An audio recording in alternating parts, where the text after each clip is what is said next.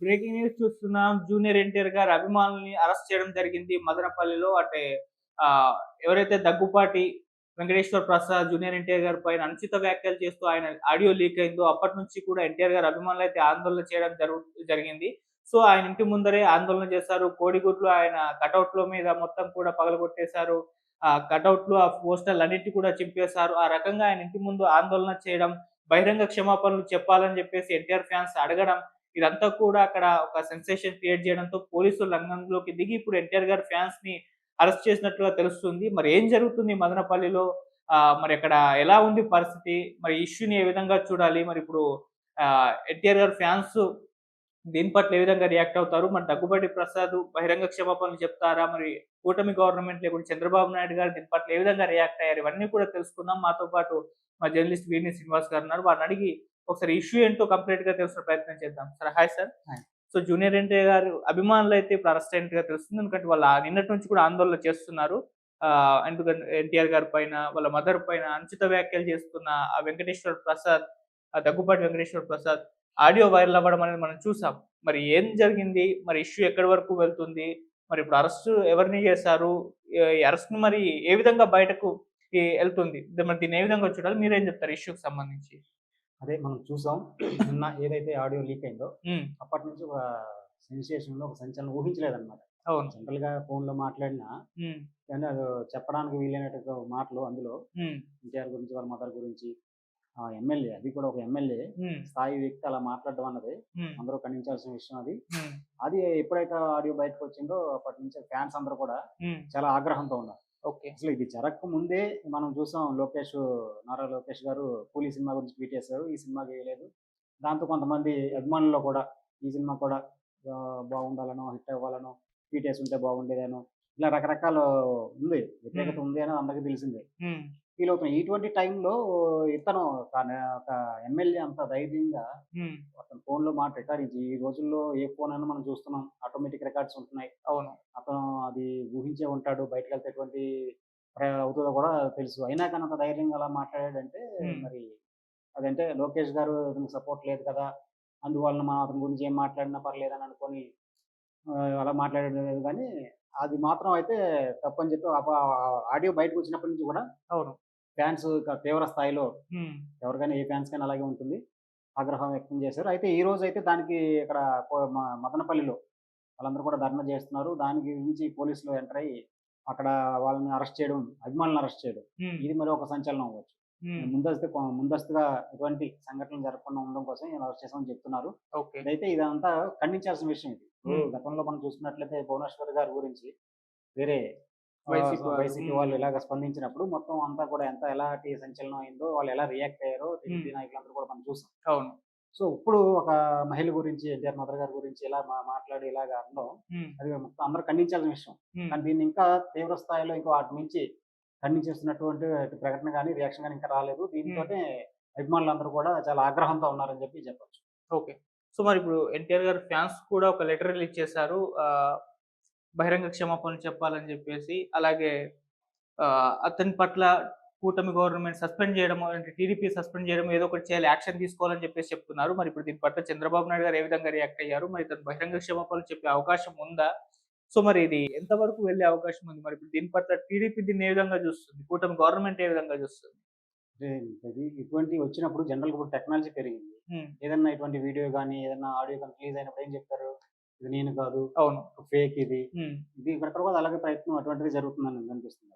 Already నేను video కాదు చేసారాయన. చేశారు. హ్మ్. రిలీజ్ ఇది చేశారు. నాకు సంబంధం లేదు. ఎవరో చెప్పారు. లేకపోతే హ్మ్. ఫేక్ ఇది నిజం కాదది. హ్మ్. ఇప్పుడు మళ్ళీ దాంట్లో నిజమా కాదా అనేది చూస్తే అర్థమవుతుంది. కొంతమంది అవునంటారు. కొంతమంది కాదనొచ్చు. అది వేరే విషయం. హ్మ్. బట్ ఇప్పుడు అది నిజమా కాదని ఎవరు తేల్చాలి మళ్ళీ?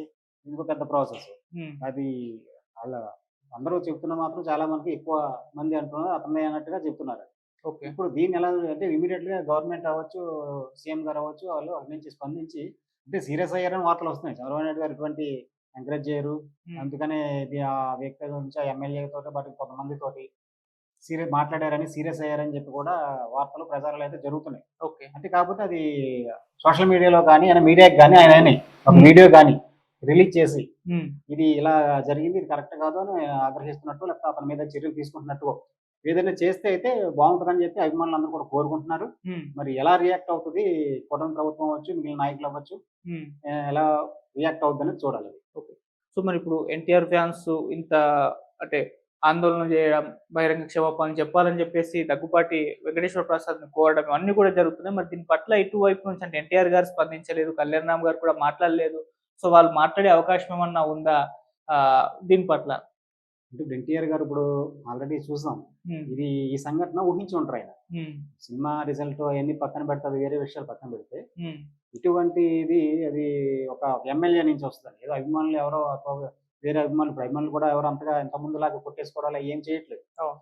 ఇది ఒక ఎమ్మెల్యే స్థాయి ఉన్న వ్యక్తి నుంచి ఇటువంటిది ఇతను హ్మ్. వినాల్సి వస్తదని గాని, వస్తదని గాని ఊహించి ఉండరు. హ్మ్. సో, అందువల్ల అయితే ఇప్పుడు ఈయనేమన్నా ఇక్కడ రియాక్ట్ అవుతే, హ్మ్. అది మళ్ళీ పెద్ద చర్చకు వేరేలాగా దారి తీసి ఉంటదనే ఉద్దేశంతో ఆయనేమైనా మౌనంగా ఉన్నారా? హ్మ్. లేకపోతే దీన్ని ఎలా రియాక్ట్ అవ్వాలి? ఇక్కడ హ్మ్. ఈ క్షణంలో ప్రతీదీ కూడా చాలా కీలకం, చాలా జాగ్రత్తగా ఉండాలి.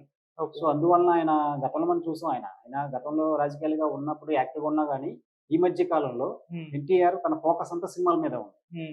రాజకీయాలను అందరూ పట్టించుకోవట్లేదు. హ్మ్. ఆయన రాజకీయాలు రావడం ఇంకా వయసుంది. ఇప్పుడు కాదు. ఆయన ప్రస్తుతం అంతా ఒక నేషనల్, ఇంటర్నేషనల్ లెవెల్‌లో తన కెరీర్‌ని డెవలప్ చేసుకొని, ఇంకా బిల్డ్ చేసుకొని, ఇంకా ఎలాంటి క్యారెక్టర్ చేయాలి, ఇక ఆయన ఆ ఆలోచనలో ఉన్నారు. ఓకే. గతంలో మీడియా ముందుకొచ్చినప్పుడు, వార్తల్లో వచ్చినప్పుడు కూడా ఆయన చెప్పడం జరిగింది. నేను ఇంకా ఇండస్ట్రీలో చేయాల్సిన చాలా క్యారెక్టర్‌లున్నాయి. హ్మ్. ఇప్పుడిప్పుడే ఒక ఆస్కార్ సినిమా 'ట్రిపుల్ ఆర్' తోటి హ్మ్. గ్లోబల్ రేంజ్‌కి ఎళ్ళేది మనం చూసాం. ఇప్పుడు ఇంకా ఓపెన్ అయింది. మార్కెట్ ఓపెన్ అయింది. కొత్త కొత్త క్యారెక్టర్స్ చేయాలి. బిజినెస్ ఇంకా ఈ పాన్ ఇండియాలో, ఈ పాన్ వరల్డ్ ఇటువంటి సినిమాలు నేపథ్యంలో తను ఇంకా చేయాల్సిన క్యారెక్టర్స్ ఉన్నాయి. తన ఫోకస్ అంతా కూడా సినిమా మీద అనే ఉద్దేశంతో ఉన్నారాయన. హ్మ్. అందువలన రాజకీయాలను అంతగా పట్టించుకోవట్లేదు. అంటే ఫాలో అవ్వచ్చేమో గానీ, రాజకీయ వ్యాఖ్యలు గానీ, రాజకీయాలను పట్టించుకోవట్లేదు. అందువలన ఇప్పుడు గనుక ఈ సిట్యుయేషన్‌లో తను ఏం మాట్లాడినా అది వేరేలాగా వెళ్ళే ఉద్దేశంతో ఒక వ్యూహాత్మకంగానే మౌనంగా ఉన్నారేమో అని అనిపిస్తుంది. పైగా ఓకే. అతను ప్రెజెంట్ ఈ సినిమా రిజల్ట్ నేపథ్యంలో విదేశాలకు వెళ్లారు, సిటీలో లేరని కూడా కొంతమంది అంటున్నారు. హ్మ్.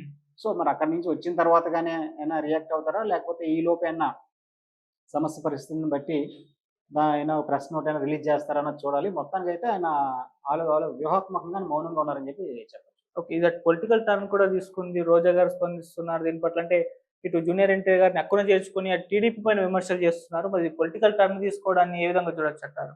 ఇప్పుడు జనరల్‌గా రాజకీయాల్లో ఒక హ్మ్. అధికార పక్షం ఏదైతే యాంటీగా అయినా లేకపోతే తప్పు చేసినా అవును. ప్రతిపక్షం రియాక్ట్ అవ్వడం అనేది కామన్. హ్మ్. ఇంకా చెప్పాలంటే అధికార పక్షం అయినా, ప్రతిపక్షం అయినా హ్మ్. ఎవరైనా ఎప్పుడు జరుగుతారా? ఏ తప్పు జరుగుతదా?